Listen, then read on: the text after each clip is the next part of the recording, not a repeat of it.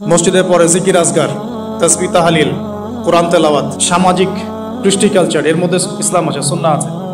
Economic, আপনার economic section, আপনার পরিবার, মুআমালাত, এই যে বিষয়গুলো, প্রতিটা বিষয়ের মধ্যেই আমরা এমন কিছু বিধান পাই যেটা নবী সাল্লাল্লাহু আলাইহি ওয়াসাল্লাম থেকে প্রমাণিত, আল্লাহ রাব্বুল আলামিন আদেশ করেছেন।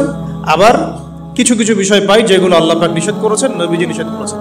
তো ইবাদতের ডেফিনেশনটা আমাদেরকে শিখতে হবে এভাবে যে আল্লাহ এবং তার রাসূল যত কিছু করতে বলেছেন সেটা করাও যেমন ইবাদত, আল্লাহ এবং তার রাসূল সাল্লাল্লাহু আলাইহি ওয়াসাল্লাম যা যা নিষেধ করেছেন ছেড়ে দেওয়ার নাম ইবাদত। আমি আশা করি খুব সংক্ষিপ্ত করে বোঝাতে পেরেছি, বাকিটা আপনারা বাসায় পড়বেন। এখন আসুন, এখন আল্লাহ রাব্বুল আলামিন দুনিয়াতে যে পাঠিয়ে দিয়েছেন এই দায়িত্ব দিয়ে, এই ইবাদতের দায়িত্ব দিয়ে, আল্লাহ বলছেন আর কোনো কারণে সৃষ্টি করি নাই। তাহলে আমরা যে 50, 60, 70 বা 100 বছরের হায়াতটা পাচ্ছি, এই জীবনটার মূল উদ্দেশ্য তাহলে এটাই। এখন এটা আল্লাহ রাব্বুল আলামিনের অনেক বড় রহমত যে আমরা যদি নবী সাল্লাল্লাহু আলাইহি ওয়াসাল্লামের মতো আমাদের পরিবার, সমাজ, রাষ্ট্র, আমাদের অর্থনীতি এগুলোও চালাই, এগুলো ইবাদত বলে গণ্য হবে। এটা অনেক বড় রহমত। এমনকি আপনি আপনার মুসলিম ভাইয়ের সাথে হাসি মুখে কথা বললে এটা ইবাদত বলে কাউন্ট হচ্ছে। ইভেন আমরা যদি স্ত্রীদের সাথে মিলিত হই সুন্নাহ মাফিক হালাল পন্থায়, এটা ইবাদত হচ্ছে। এমনকি আপনি এই প্রবাস জীবন থেকে কষ্ট করে অর্থ উপার্জন করে দেশে পাঠাচ্ছেন, আপনার পরিবার সেটা খেয়ে পড়ে বেঁচে থাকছে, এটা অবশ্যই আপনার ইবাদত। এটা আল্লাহ রাব্বুল আলামিনের অনেক বড় রহমত যে আমাদের জীবনের প্রতিটা কাজকেই ইবাদত বলে গণ্য করা সম্ভব যদি কাজটা আমরা একটা সুন্নাহ মেনে চলি। সেটা হলো সেই কাজটা নবী সাল্লাল্লাহু আলাইহি ওয়াসাল্লাম কিভাবে করেছেন, এইভাবে করা। আর তার উপর একটা জিনিস আছে, সেটা হলো ইখলাস, শুধুমাত্র আল্লাহ পাকের সন্তুষ্টির জন্য করা। ইখলাস, শুধুমাত্র আল্লাহ পাকের সন্তুষ্টির জন্য আমলটা করব, ইত্তিবাউর রাসূল, রাসূল সাল্লাল্লাহু আলাইহি ওয়াসাল্লামের অনুকরণ করব। এখন এই যে 100 বছর ধরে নিচ্ছি আর কি, এভারেজ 50, 60, 100 ইয়ার্স আমাদের হায়াত। আগেকার উম্মত অনেক বেশি হায়াত পেয়েছে, কেউ 500, 1000 আরো বেশি, আমরা লিমিটেড। তো এই কারণে আল্লাহ রাব্বুল আলামিন আমাদের প্রতি আরো দয়া পরবশ হয়ে কিছু অকেশন দিয়েছেন, ইবাদতের মৌসুম দিয়েছেন। ফর এক্সাম্পল রমাদান, এই রমাদান একটা ইবাদতের মৌসুম। জুমার দিন সাপ্তাহিক ইবাদতের মৌসুম। হজ একটা ইবাদতের মৌসুম। ঈদ উল ফিতর, লাইলাতুল কদর, তারপরে আমরা যে শবে বরাত, ওই যে 15ই শাবান ইত্যাদি, আল্লাহ রাব্বুল আলামিন অনেক অকেশন দিয়েছেন ইবাদতের আমাদের জন্য। ঠিক এভাবেই 4টা মাসকে আল্লাহ সুবহানাহু ওয়া তাআলা হারাম করেছেন। এখানে হারাম মানে কি? সম্মানিত। এখান থেকে একটু বোঝার চেষ্টা করুন। আল্লাহ রাব্বুল আলামিন বলছেন সূরা তাওবার মধ্যে যে আল্লাহ পাক যেদিন থেকে আসমান জমিন সৃষ্টি করেছেন ওই সময় থেকেই এই 4টা মাস সম্মানিত। 4টা মাস কি কে বলতে পারবেন? 1 নম্বরটা কি? যুলকাদা। 2 নম্বর না, রমাদান নাই, যুলকাদা। 2 নম্বর যুলহিজ্জাহ।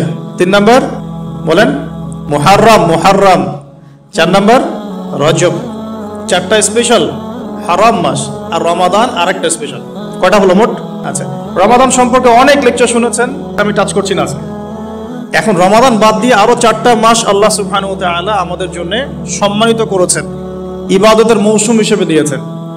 আমরা পশ্চিমাদের সাংস্কৃতিক আগ্রাসন বলেন আর সারা ওয়ার্ল্ডের ডমিনেশন বলেন, এমনভাবে আমরা ফিতনায় জর্জরিত হয়েছি যে এখন যে মুহররম মাস চলছে বা স্টার্ট হয়েছে, এই চেতনাটাও কিন্তু আমাদের মধ্যে অনেকের মধ্যে নাই।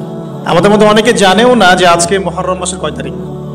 যখন আমরা সাংস্কৃতিকভাবে পরাজিত হয়ে যাচ্ছি, শিক্ষার ক্ষেত্রে পরাজিত হচ্ছি, তখন অবভিয়াসলি আমরা ইকোনমি, পলিটিক্স সব জায়গায় পরাজিত হবই। তো সারা ওয়ার্ল্ডে আমরা কিন্তু এই জায়গায় চলে আসছি। আজকে সাংস্কৃতিক বিজয় নাই আমাদের। তো আজকে আমি স্মরণ করাই দেই যে এটা কিন্তু মুহররম মাস শুরু হয়েছে। আজকে কয় তারিখ?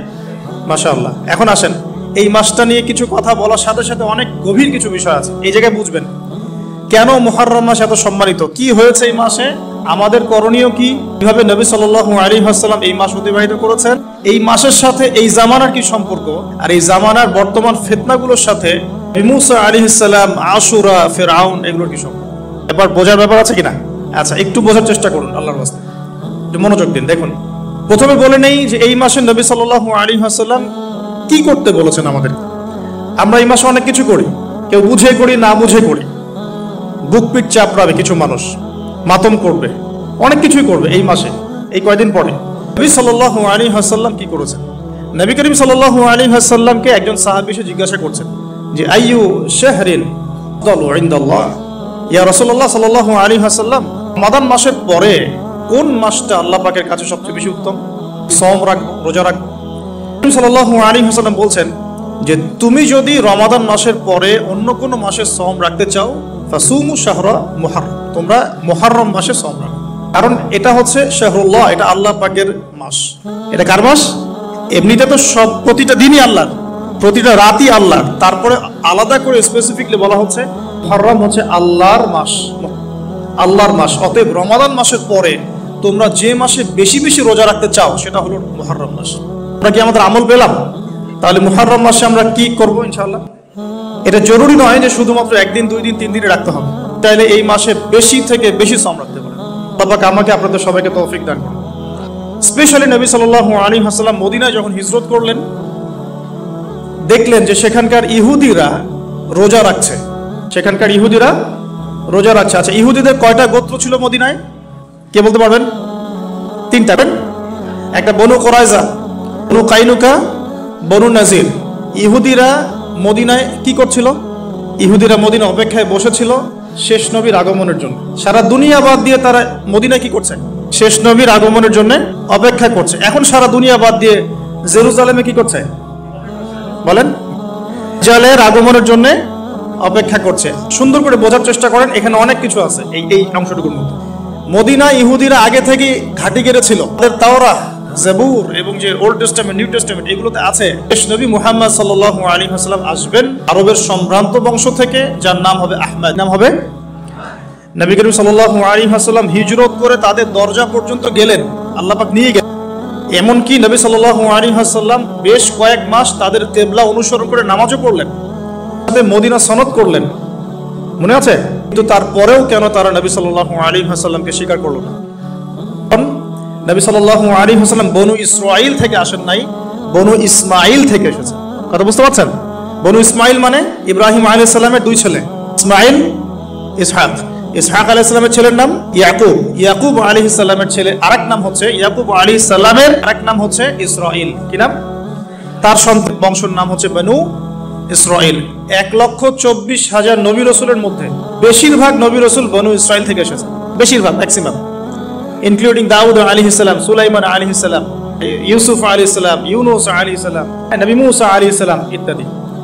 আর বনু ইসমাঈল থেকে এই যে শেষ নবী মুহাম্মদুর রাসূলুল্লাহ সাল্লাল্লাহু আলাইহি ওয়াসাল্লাম। এটা ছিল একটা ঈর্ষা, সত্য গ্রহণ না করা। আল্লাহ রাব্বুল আলামিন প্রস্তুতিতে তাদের সাথে আমাদের বিচ্ছেদ ঘোষণা করলেন, কিবলা পরিবর্তন করে দিলেন। তোমাদেরকে ওদের কিবলা অনুসরণ করতে হবে না, তোমরা নতুন কিবলা অনুসরণ। আর এখন সারা মুসলিম বিশ্বের মুসলমান ওদের কিবলা অনুসরণ করছে।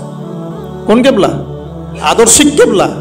আপনি নামাজ তো পড়ছেন ঠিকই কাবা ঘরের দিকে তাকিয়ে, কিন্তু আমাদের বাথরুম থেকে শুরু করে পলিটিক্স পর্যন্ত এভরিথিং ওদের অনুসরণ, প্রতিটা বিষয় ওদের অনুসরণ, অনুকরণে। তাহলে আমরা কাদের কিবলা অনুসরণ করছি? অথচ নবী সাল্লাল্লাহু আলাইহি ওয়াসাল্লামকে মুখ ফিরাতে বললেন আল্লাহ পাক, মুখ ফিরিয়ে নাও তুমি এখান থেকে। মুখ ফিরানোর মানে হচ্ছে নতুন একটা ন্যাশনের উত্থান। এরপর থেকে মুসলিম জাতি বিজয়ী হয়েছে জাজিরাতুল আরবের মধ্যে। কথা কি ধরতে পারছেন? এবার সামনে আসেন। তো ইহুদিরা যে অপেক্ষা সেখানে করছিল সেই একই তারা এখন এখানেও করছে। তারা মনে করে যে তাদের একজন মাসিহ আসবে, যে মাসিহকে তারা মনে করে সত্য মাসিহ, বাট সে সত্য মাসিহ নয়।